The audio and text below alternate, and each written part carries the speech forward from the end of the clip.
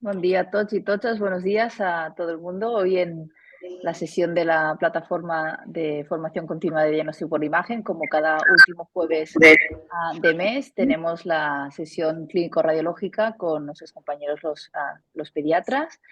La sesión de hoy nos la van a presentar a Marta Montoya, que es R4 de pediatría, y Joan Perelló, que es R3 de radiodiagnóstico del Hospital Dr. Josep Trueta. Cuando queráis, todo vuestro. Bueno, buenos días. Yo soy Marta. Bueno, hoy os vamos a hacer una revisión del La traumatismo. pantalla, Sí. Joan, sí. ¿La veis? No, es todo negro. Joan Perelló ha iniciado el uso de compartido de pantalla, pero es en negro todo. Sí. Joan, para a compartir y vuelve a compartir. Se ha quedado atascado. Gracias. ¿Ahora? Un momento. Ahora no quiere. No. No, no. O lo veis bien, ¿no? ¿Se ve bien? Sí, adelante, perfecto. Vale. Bueno, buenos días. Somos, Joan y Marta, y hoy vamos a presentaros una revisión sobre el traumatismo renal en pediatría. Para empezar, vamos a presentaros un caso clínico que tuvimos en nuestro servicio. Se trata de un niño de 12 años que presenta una caída en bicicleta por la mañana y posteriormente consulta a un hospital comarcal, el Hospital de Figueras, por presentar dolor abdominal y una diuresis hemática. A la llegada al hospital comarcal, al Hospital de Figueras, el niño se encuentra hemodinámicamente estable. En la exploración física destaca dolor en el flanco izquierdo y algún hematoma y excoriaciones en ese punto, pero el resto de la exploración física es normal. Se realiza una analítica donde se da una leve anemia con una hemoglobina de 11,5 y una coagulación levemente alterada. Y se realiza también una ecografía del abdominal donde se observa un riñón izquierdo aumentado de tamaño con líquido libre perirenal e intraabdominal.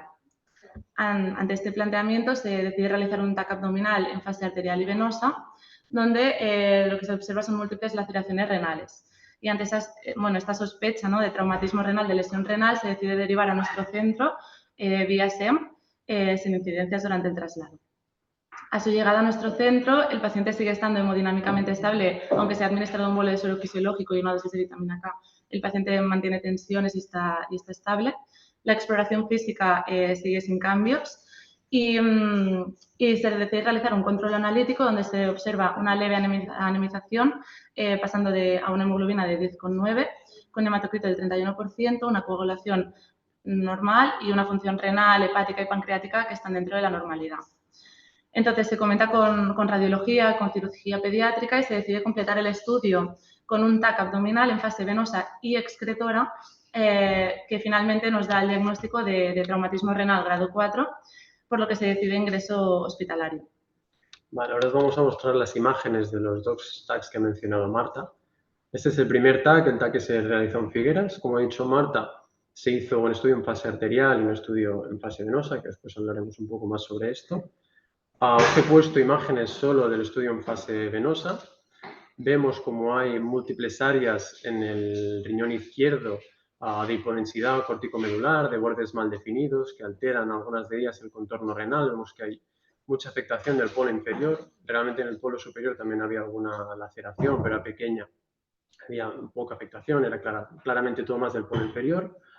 Vemos también todo este hematoma en el espacio perirrenal y en las fascias pararrenales del retroperitoneo. Y después os he puesto este segundo corte coronal, donde vemos cómo estas lesiones renales son profundas, son lesiones que afectan al sistema colector, que afectan a la pelvis renal, y vemos cómo hay un defecto de reflexión. Esta estructura vascular de aquí es la vena renal izquierda, y vemos cómo en su interior hay un defecto de reflexión parcial que se dio de trombosis parcial de la vena renal. No había signos de sangrado activo y no se realizó un estudio en fase excretora, por lo que al llegar aquí a nuestro centro se decidió repetir el estudio y se hizo, como ha dicho Marta, un estudio en fase venosa y un estudio en fase excretora. El corte axial de arriba es el estudio en fase venosa, donde vemos las múltiples áreas contusivas y laceraciones, sobre todo de predominio en el polo inferior del riñón izquierdo. Vemos cómo hay áreas de retención de contraste del TAC previo que se había realizado en Figueras. Vemos también cómo está excretando del TAC previo. Y la imagen axial de abajo y la imagen sagital con reconstrucción MIP de la derecha son imágenes de la fase excretora, donde vemos cómo aumenta el contraste, porque se suma el contraste de nuestro estudio actual, y vemos cómo hay esta extravasación de contraste en fase excretora hacia el espacio perirenal, que aquí en la reconstrucción MIP la vemos posteriores, más o menos en polo medio inferior, tercio medio inferior del riñón, que nos indican que hay una lesión de la vía urinaria con extravasación de contraste. Entonces, bueno, antes de seguir con nuestro caso clínico, que hablaremos un poco de su evolución y el tratamiento que se realizó, vamos a hablar un poco del traumatismo renal, una pequeña revisión. Hay que tener en cuenta que las lesiones abdominales en el traumatismo abdominal más frecuentes siguen siendo la lesión hepática y esplénica, pero sí que es verdad que el paciente pediátrico tiene más probabilidad de padecer una lesión renal respecto a la edad adulta debido a unas características anatómicas. Es decir, el riñón en niños tiene en proporciones más grande, tiene una ubicación más baja en la cavidad abdominal, tiene menos grasa perirenal y esto se asocia a una musculatura abdominal más débil y una menor osificación de la caja torácica. Entonces, es más frecuente observar lesiones renales en pediatría que en la edad adulta. No obstante, sí que es verdad que la mayoría de estas lesiones renales suelen ser lesiones menores. Es muy poco frecuente tener lesiones graves.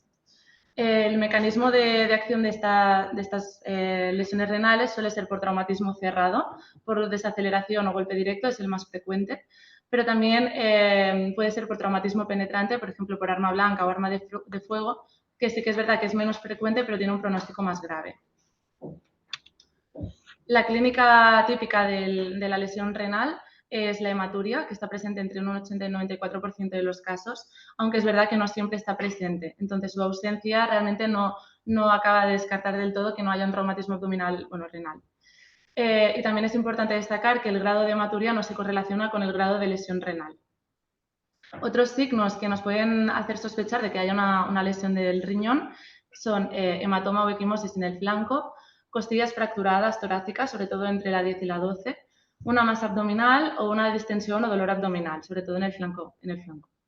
Y después, en casos más graves, el signo guía podría ser un shock hipovolémico por hemorragia.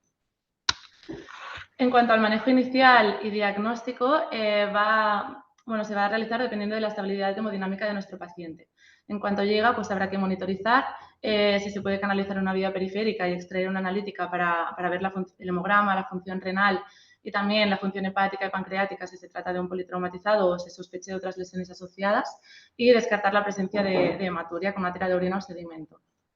Entonces, si el paciente está inestable hemodinámicamente, obviamente lo primero que deberemos realizar es la estabilización con la secuencia ABCD. Y en caso de que igualmente no se consiga estabilizar el paciente, que no responda a las cargas de volumen, a los concentrados de Matías y siga inestable hemodinámicamente, se deberá proceder a la cirugía sin realizar pruebas de imagen previas. En caso de que se consiga estabilizar a nuestro paciente, entonces ahí sí que ya está indicada realizar la prueba de imagen para llegar al diagnóstico. Entonces, como hemos dicho, el diagnóstico es radiológico y si tenemos un paciente hemodinámicamente estable, tenemos dos líneas de acción que son diferentes.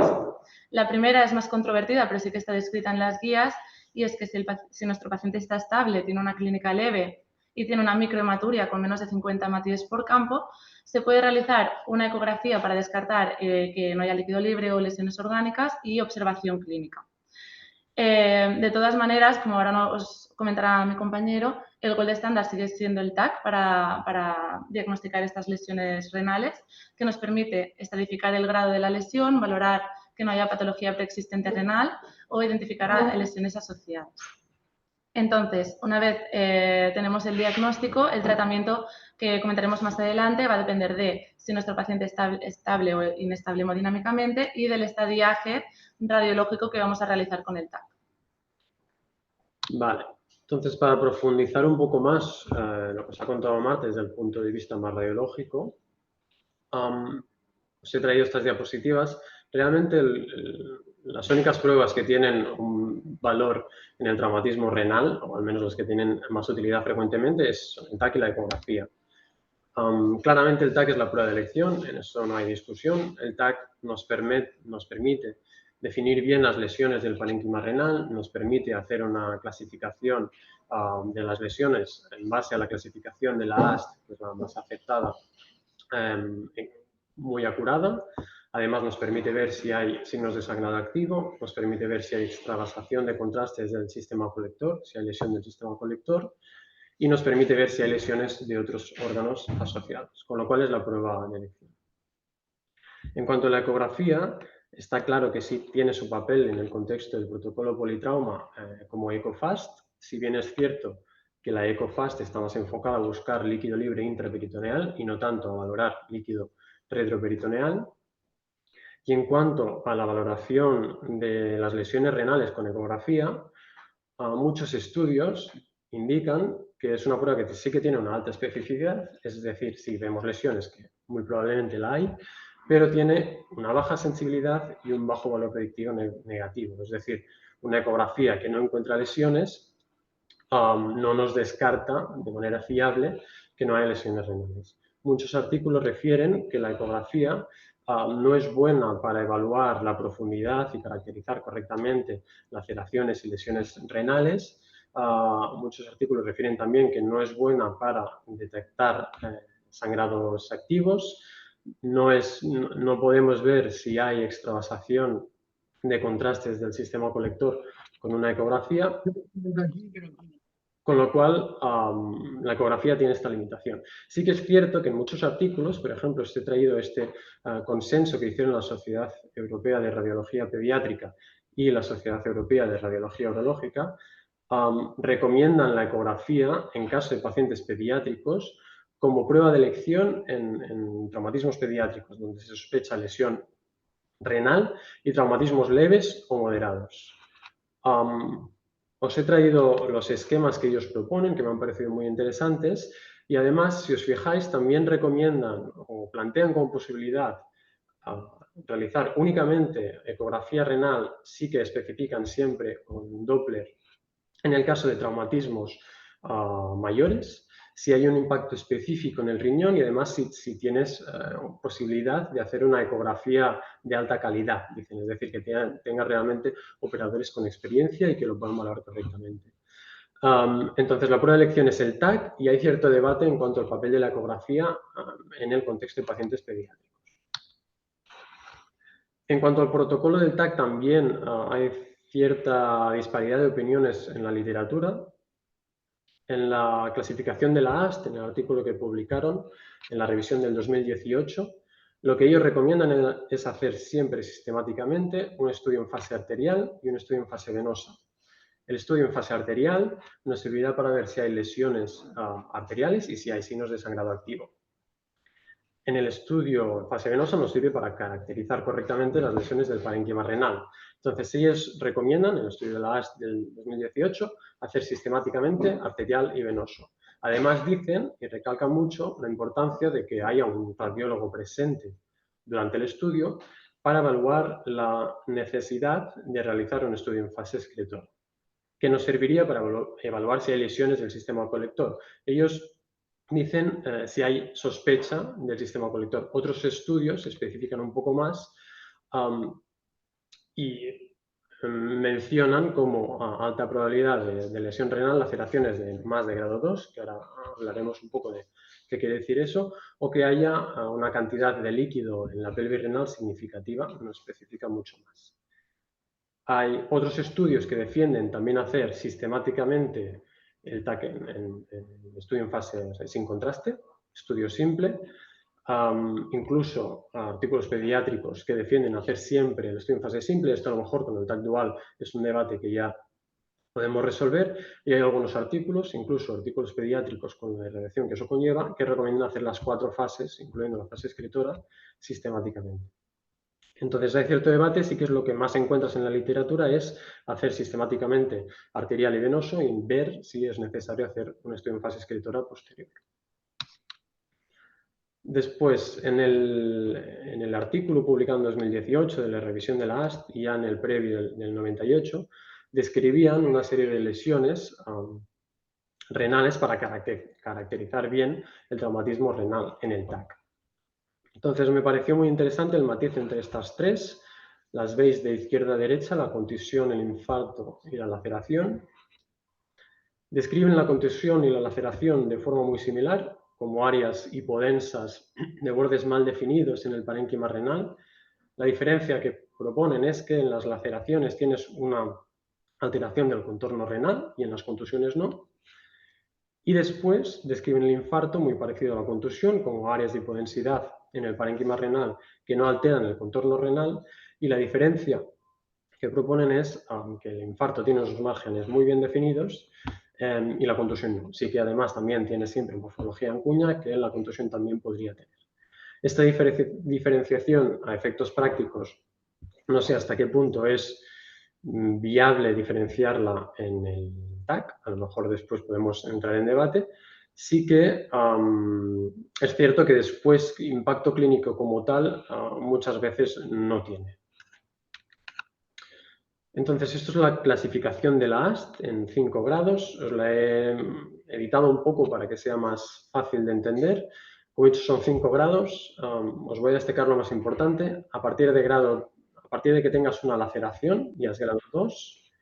La diferencia entre grado 2 y grado 3 es la profundidad de la laceración. Un grado 3 es una laceración de más de 1 centímetro de profundidad.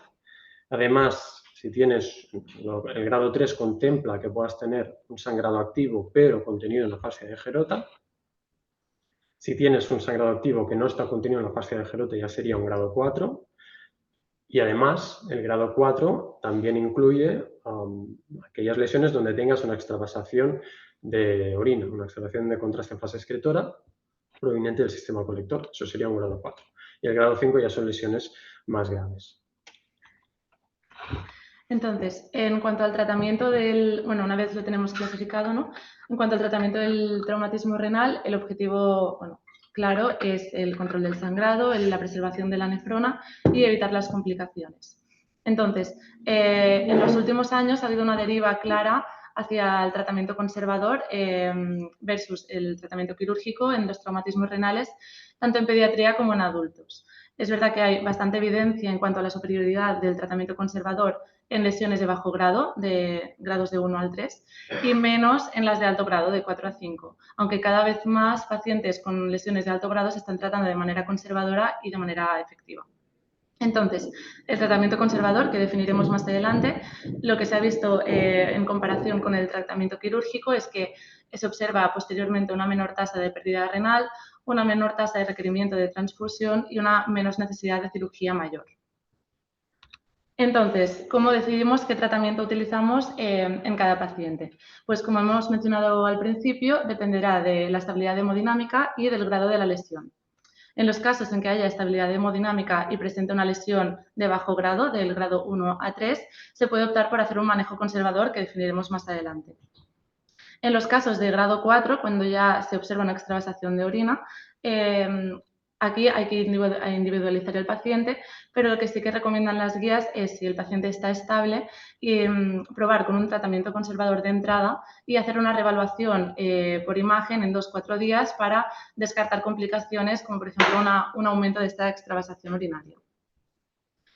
Entonces, en caso de que tengamos un paciente estable hemodinámicamente, pero con un sangrado persistente, es decir, vamos viendo en las analíticas el descenso de la hemoglobina y persiste el dolor abdominal y tenemos sospecha de un sangrado persistente, si nos encontramos en un grado 4 vascular, es decir, que hay una afectación vascular segmentaria, aquí podemos probar de hacer una angiografía o una embolización para controlar el sangrado. Ahora entraré en más detalle. Y finalmente, en caso, ¿no? Si el paciente está inestable hemodinámicamente, como hemos dicho antes, ya se va a optar directamente, si no se consigue estabilizar, por la cirugía. Y también si nos encontramos ante un grado 5.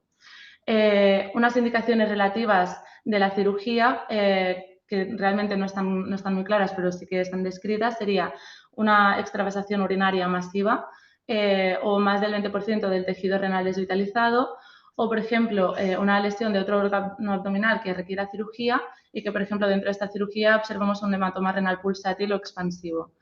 o, por ejemplo, ya fallos en el drenaje percutáneo, del drenaje percutáneo, un traumatismo abdominal penetrante. Entonces, comentar un momento un poco más en detalle el tema de las lesiones vasculares.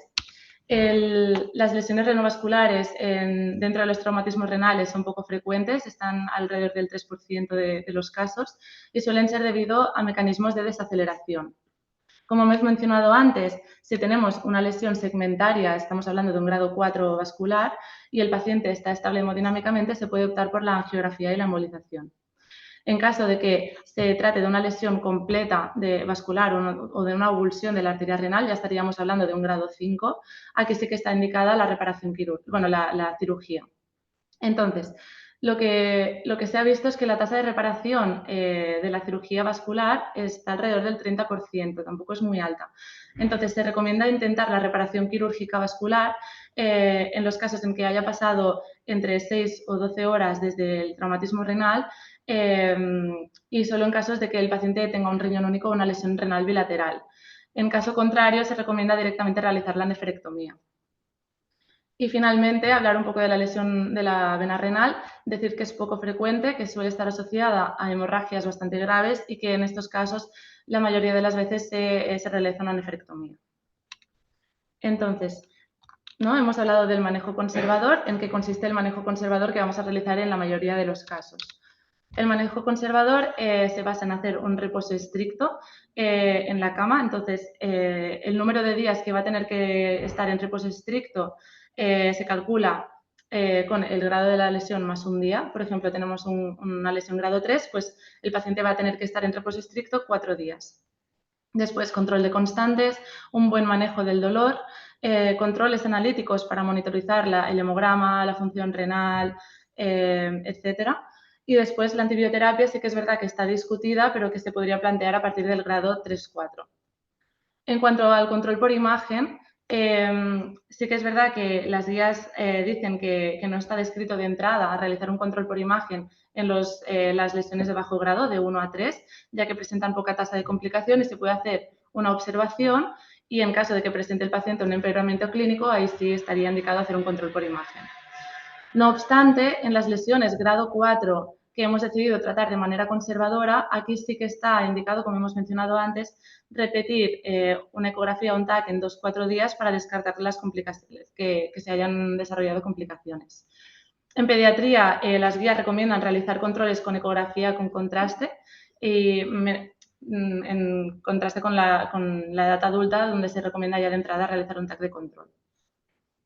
Entonces, una vez hemos tratado a nuestro paciente, ya sea con manejo conservador o con manejo quirúrgico, se podría valorar el alta dependiendo de la evolución, si el paciente está febril, tolera la dieta oral, tiene un buen control del dolor y tiene un hemograma estable y la lesión también en las imágenes de control, si se han realizado, está estable. Entonces, sí que es verdad que pueden aparecer complicaciones en traumatismo renal. Tenemos complicaciones precoces que son la hemorragia, la infección o la sepsis, la formación de un absceso perirenal y sobre todo la extravasación urinaria o urinoma, sobre todo en las lesiones de alto grado. La hipertensión arterial es poco frecuente. Y después las complicaciones tardías, también tendríamos hemorragia, hidronefrosis, litiasis renal, una pielonefritis crónica, una fístula arteriovenosa, un pseudoaneurisma. Y la hipertensión arterial sigue siendo poco frecuente, pero sí que hay que seguir controlando a nuestro paciente. Entonces, ahora hablaremos un poco más en detalle de esta complicación, del urinoma, pero vamos a hablar un poco de nuestro paciente para poder hablar de ella. Hemos dicho que nuestro paciente presentaba una lesión de grado 4 con extravasación urinaria, pero nuestro paciente se mantenía estable hemodinámicamente y se decidió realizar un tratamiento conservador. Entonces, sí que es verdad que presentó un mal manejo del control del dolor, que requirió 4 fármacos analgésicos endovenosos, y vamos a hablar un poco de la evolución que tuvo nuestro paciente en la planta de hospitalización. Como complicaciones, el 5.º día de ingreso presentó un episodio de fiebre con desaturación y una hipoventilación en la base izquierda. Entonces, se realizó una radiografía que mostraba signos compatibles con derrame pleural izquierdo y una ecografía que confirmaba nuestra sospecha. Y en la analítica lo que vimos fue leucocitosis con un aumento de la PCR hasta 23 miligramos de decilitro y un descenso de la hemoglobina. Entonces, ante la sospecha de derrame pleural reactivo al traumatismo abdominal, pero no pudiendo descartar la causa infecciosa, se decidió iniciar el tratamiento antibiótico que de entrada no se había iniciado con amoxicilina ácido clavulánico endovenoso, que finalmente se mantuvo durante 14 días. Y lo que vimos fue una buena resolución de este derrame pleural en las ecografías de control. Y para hablar del urinoma, nuestro paciente ¿no? tenía un grado 4 y tenía una extravasación de orina. Se hicieron ecografías de control durante su estancia hospitalaria que mostraban una estabilidad de la lesión, pero sí que es verdad que se realizó un TAC de control el 8º día de ingreso en el que mostraba un aumento comparado con el estudio previo de este urinoma, de esta extravasación de orina. Aquí os he dejado este esquema que representa bien lo que sería una lesión de grado 4. Aquí tendríamos la laceración que es profunda y que afecta al sistema colector y también la extravasación de la orina.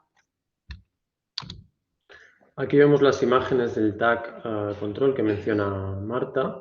Vemos las múltiples laceraciones y contusiones renales en el riñón izquierdo que ya conocíamos y además vemos cómo hay toda esta colección de líquido en el espacio perirrenal. Los cortes de arriba es el estudio en fase venosa y abajo tenéis un corte axial y un corte sagital del estudio en fase excretora, donde vemos que el riñón está excretando y vemos esta extravasación de contraste bastante llamativa desde tercio medio inferior, donde ya la veíamos en el TAC inicial. Esta extravasación de contraste desde el sistema colector, además en la imagen de la derecha se ve muy bien cómo proviene del sistema colector, hacia el espacio perirrenal llenando este urinoma. Ahora os he puesto las imágenes. Bueno, vale. Para explicar un poco antes cuál fue el tratamiento, ¿no? Tenemos esta colección que aumenta de tamaño, entonces se decidió drenar esta colección y lo que se hizo fue un drenaje percutáneo de la lesión, bueno, de la colección hacia el exterior. Y después también se colocó un catéter doble J desde la pelvis renal hasta la bufeta, que os he dejado como un esquema en que se visualiza bien hacia dónde va el catéter doble J. Se drenó inicialmente durante la intervención 70 mililitros de este contenido hemático urinario y se realizó un cultivo de este contenido que fue negativo.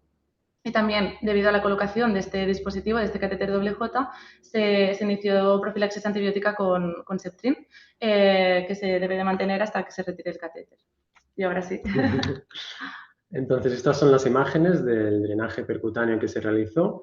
Vemos aquí en la izquierda cómo cateterizaron el sistema urinario colector a través del cálice superior. Y esto es la pilografía anterior diagnóstica que se realizó. Como vemos muy bien cómo se llena todos los cálices renales, la pelvis renal y baja hacia el uréter y vemos esta extravasación desde el cálice inferior hacia el espacio perirrenal, que es muy parecida a la imagen que veíamos por el TAC. Muy bonita. A la derecha vemos ya el tratamiento hecho, vemos toda esta extravasación de contraste de las diferentes pilografías que le habían hecho. Vemos este catéter que baja en vertical con un extremo en la pelvis renal y el otro que bajaría hasta la vejiga, que no se incluye. Y después vemos este catéter externo que pusieron percutáneamente hasta el urinoma. Después os he puesto aquí imágenes de la evolución que ahora Marta os comentará un poco. Primero vemos una ecografía poco después del drenaje de la colección y del doble J.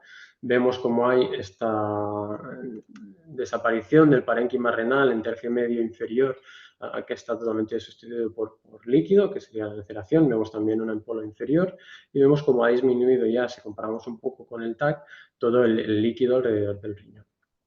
A la derecha tenéis la ecografía ya prealta, donde vemos que prácticamente no vemos líquido alrededor del riñón y vemos estas dos laceraciones que obviamente persisten. Entonces, para hablar un poco ya de la evolución después del tratamiento del urinoma, inicialmente también se realizó un sondaje vesical para ya favorecer, bueno, disminuir completamente la presión dentro del sistema urinario y favorecer el drenaje de este urinoma. Después se observó una buena salida de contenido urinario a través del drenaje externo y lo que se realizó una vez que ya dejaba de salir fue el clampaje de este drenaje y una ecografía de control a las 24 horas en que os ha comentado mi compañero en que no se veía una reproducción de este urinoma, por lo que se decidió retirar este drenaje percutáneo y retirar también la sonda vesical. Se dejó el catéter doble J y se realizó una ecografía prealta que también mostraba que la lesión estaba estable, que no se había reproducido este urinoma.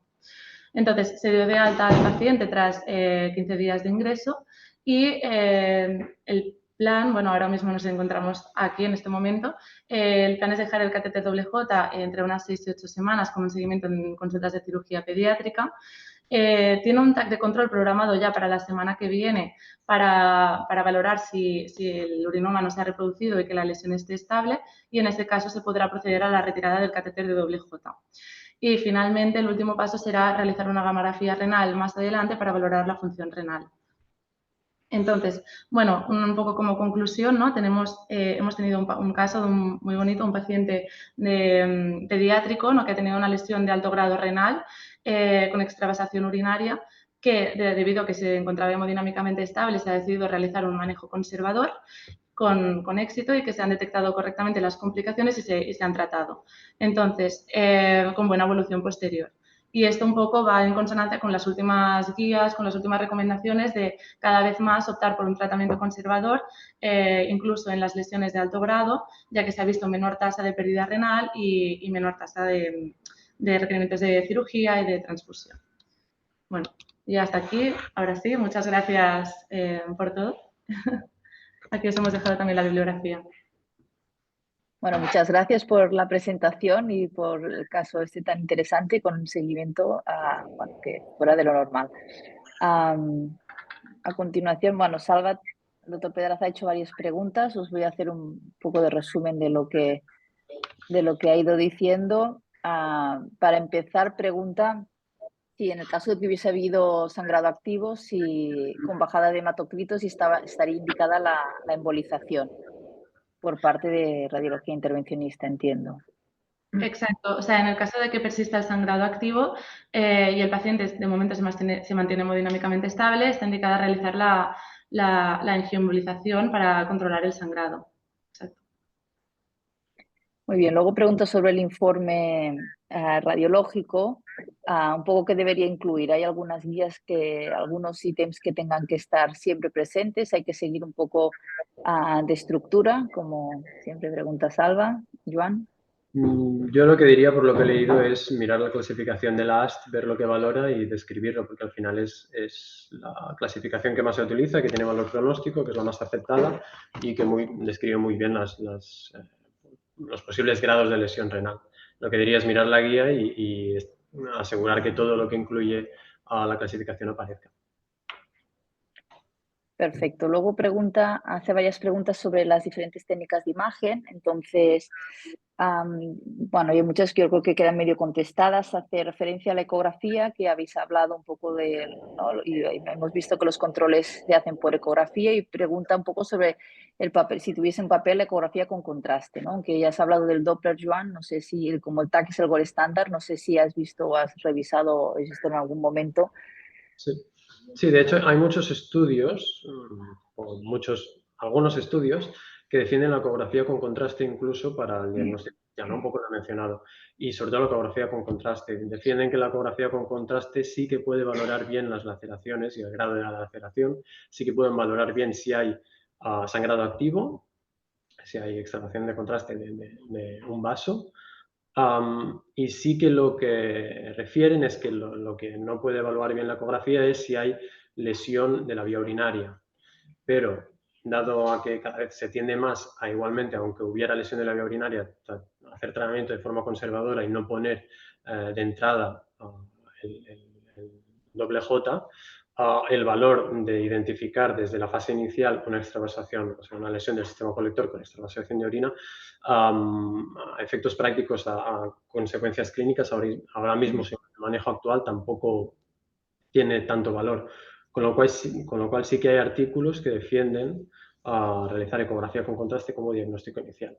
También dicen que necesitas operadores, gente que sepa realmente hacer una ecografía de calidad. Un poco de experiencia, sí. Y sobre la RM, que de esto sí que no habéis hablado nunca, no sé. La resonancia magnética, la mayoría de estudios dicen que no tienen un gran papel, excepto en casos específicos, donde no se pueda realizar el TAC, pero destacan siempre ecografía y TAC y las resos en casos muy específicos. Vale. Muy bien, y luego por acabar de la doble energía, que ya has introducido un poco el tema para ahorrarnos un poco la pasada simple. A la doble energía le veo su mayor utilidad, por lo que he leído, en el caso de ahorrarte el tag simple y no tener el debate de si hacerlo o no. Entiendo, aunque no he leído nada de ello, no sé si alguien de la audiencia o de los panelistas podrían aportar un poco de luz. Entiendo que podría tener su valor valorando la perfusión renal. Entiendo que podría ser de utilidad, no he leído nada al respecto. Lo que sí que he leído es lo de ahorrarte el simple. Molt bé. No sé si Ignasi, si quieres hacer algun... Gràcies, Noemí. Gràcies, Joan, Marta, excel·lent, molt bonica presentació d'un cas complex que llega en agosto, ¿no? Como suele pasar en estos casos, ¿no? El mes que estamos fuera. Yo un poquito, lo has presentado muy bien, la revisión de la imagen de TAC y la utilidad del multifásico en el trauma renal grave, realmente no parece que tengamos dudas. La duda es, estos pacientes suelen presentarse en el contexto de un traumatismo abdominal.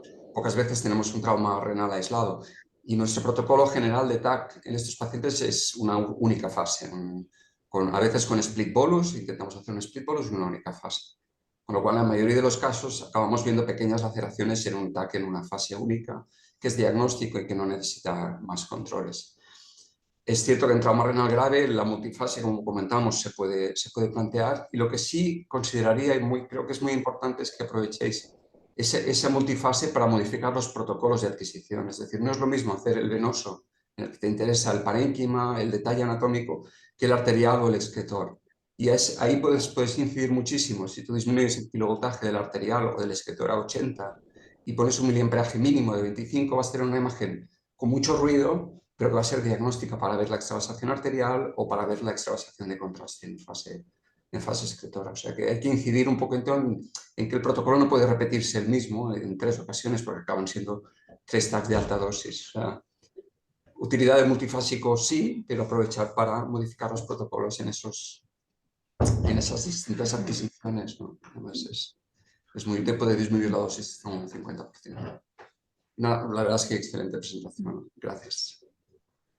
Molt bé. Salva también preguntaba sobre el papel de la medicina nuclear, que Marta ya ¿no? Ahora al final hablabas un poquito, ¿no? Que a lo mejor para los controles del funcionalismo y esto, ¿no? Podría ser útil. Exacto, bueno, es verdad que de rutina no están muy indicadas, pero sí que es verdad que no tenemos la gamografía renal, por ejemplo, que nos permite ver la funcionalidad del riñón o descartar un poco que no hayamos tenido una pérdida de esta función renal más una vez pasado el cuadro agudo para ver un poco cómo queda la función del riñón. Es bastante interesante realizarlo. Y otra pregunta que hay para ti, Marta, es ¿cuáles serían los criterios de ingreso en la UCI pediátrica en un paciente con una lesión grado 4? Vale, esto yo creo, bueno, no están descritos en ningún sitio los criterios de ingreso en un sitio o en otro. Yo creo que va a depender un poco de cada centro. Al final tenemos una lesión de alto grado que puede complicarse en mayor medida, ¿no? Entonces, el paciente tiene que ingresar en un sitio donde se puede hacer una monitorización estricta, también controles de presión arterial y que permita realizar un control estricto de este paciente, y esto va a depender un poco de cada centro si se puede realizar en la planta de hospitalización o en la UCI pediátrica. Al final, lo importante es descartar, ¿no? Si optamos por un manejo conservador, de descartar pues, las complicaciones que hemos mencionado antes, la hemorragia, el aumento de la extravasación urinaria o que el paciente no se nos inestabilice, sobre todo en las primeras horas. Entonces, sí que es verdad que está recomendada pues, una monitorización estricta, al menos estos primeros días, y ahí depende de cada centro ¿no? de si pueden hacerlo realmente en la planta de hospitalización o en la UCI pediátrica. Perfecto, muchas gracias. Pues más o menos hemos comentado todo lo que preguntaban. No sé, Víctor, Salva, si queréis, o Ignacio, si quieres añadir alguna cosa más, y vamos finalizando. No, yo por mi parte nada más que añadir, ya lo han explicado súper bien, ¿no? Felicitarlos a los dos, a Marta y a Joan, ha sido una excelente presentación y realmente hacer énfasis lo que ha dicho Ignasi, que es realmente el experto, ¿no? Que en el trauma renal aunque suele ir asociado a otros traumas abdominales, pues quizá, aunque la eco es una técnica fantástica para los niños, en este tipo de pacientes el TAC da mucha más información y creo que, como él ha dicho, ¿no? El TAC juega un papel mucho más importante. Lo importante también es, una vez decidimos que se hace el TAC, es optimizar muy bien y ser muy exigentes con la técnica, porque ahí sí que podemos ahorrar bastante dosis, ¿no? de radiación, que ese es el hándicap principal del TAC. Por mi parte, nada más que añadir. Hemos aprendido mucho y sobre todo el hecho de que siempre que se pueda hacer manejo conservador, cada vez es más conservador con esto del TAC, del traumatismo renal, y felicitarlos. Seguro que Salva ahora quiere hacer un resumen. No. Quizás Ignasi también quiere hacer alguna conclusión como experto. Gracias, Sí, Ignasi. Salva. Yo creo que el debate es bonito recordar que la ecografía es muy útil en el trauma leve y con la microhematuria y puede resolver. Y es importante también, si vamos a formar a pediatras en ecografía clínica, qué papel pueden tener ellos en la asistencia inicial, incluso en centros de atención primaria a traumatismos leves con microhematuria, si van a ser capaces o no de lidiar con estos pacientes. Habrá que considerarlo en nuestros planes de formación que ya nos están exigiendo un poquito para pediatras. A partir de ahí, el valor del TAC es indiscutible, sin duda, para el manejo terapéutico y para la estadificación. Y como había comentado Víctor, ajustar muy bien los protocolos para la edad pediátrica. Perfecto. Bueno, primero de todo agradeceros a todos vuestra participación. Muchas gracias, Noemí, por tu excelente moderación. También gracias, Ignasi y Víctor, por tus palabras de expertos y sobre todo gracias a Marta y a Joan porque habéis hecho una presentación excelente. Yo creo que hemos disfrutado mucho. Yo el resumen que hago son 4 palabras. Todo se resume en 4 palabras. Habéis dicho, es más fácil que los niños, los pacientes pediátricos tengan trauma renal que un adulto.